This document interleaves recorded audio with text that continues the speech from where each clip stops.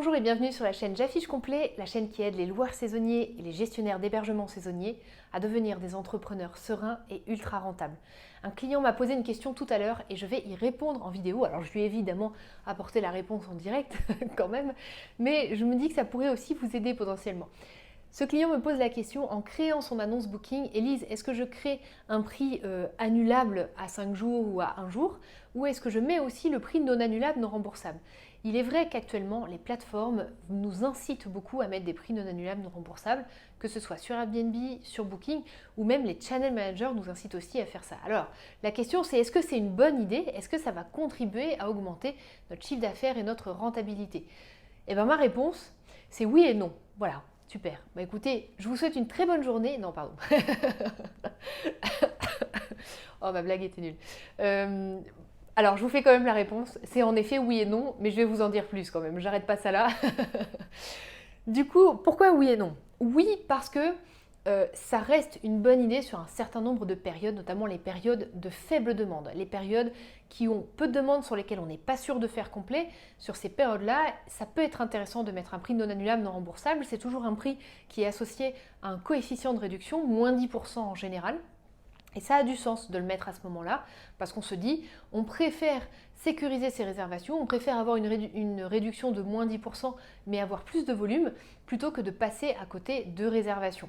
Donc sur ces périodes-là, oui, mais par contre, et c'est là où je dis plutôt non sur d'autres périodes, les périodes de forte demande, sur lesquelles on sait qu'on va faire complet, on sait que voilà, il y a énormément de demandes dans la ville, sur ces périodes-là, on n'a absolument aucun intérêt à accorder moins 10% pour des réservations non annulables, puisqu'on sait que même s'il devait y avoir une annulation, on finirait par retrouver quand même un voyageur par la suite. Donc, on n'a aucun intérêt de passer à côté de 10% de notre chiffre d'affaires sur ces périodes à fort enjeu financier, parce que souvent les périodes les plus fortes sont celles qui ont un fort enjeu financier.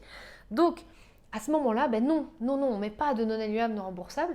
Et là, vous allez me dire: mais Élise, comment je fais? Parce que le système me dit soit oui, soit non, mais je ne peux pas choisir.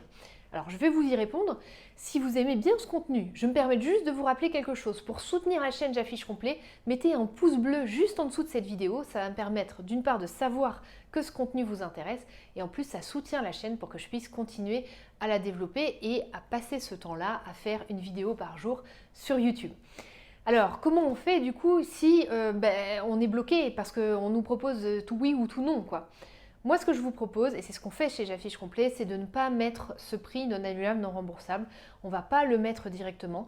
Par contre, on va agir dans un second temps sur les périodes les plus nécessiteuses en mettant une promotion chirurgicale sur les bonnes dates, là où on veut soutenir la demande. Donc par exemple, sur l'extranet Booking, vous avez une section promotion. Vous pouvez cliquer sur Basic Deal, et sur Basic Deal, vous pouvez mettre différentes promotions.